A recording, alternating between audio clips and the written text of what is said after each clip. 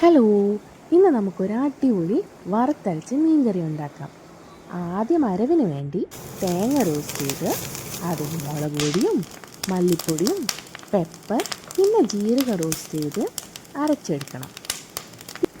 പിന്നെ മീൻ റെഡിയാക്കാൻ വേണ്ടി അതിന് ഉപ്പും മഞ്ഞളും ഗാർലിക് പച്ചമുളക് ചെറുതായി അരിഞ്ഞിട്ടുള്ള ഉള്ളിയും തക്കാളിയും ഇതൊക്കെ മിക്സ് ചെയ്തിട്ട് അതിൻ്റെ കൂടെ നമ്മൾ അരച്ച് വെച്ച് അരപ്പും ആഡ് ചെയ്ത് കുക്ക് ചെയ്യണം. തിളച്ച് റെഡിയായി വരുമ്പോൾ അതിൽ ഉള്ളി വഴറ്റിയിട്ട് ആഡ് ചെയ്ത് കഴിഞ്ഞാൽ നല്ല അടിപൊളിയായിട്ടുള്ള മീൻകറി റെഡി. എല്ലാവരും ഉറപ്പായും ട്രൈ ചെയ്യണം.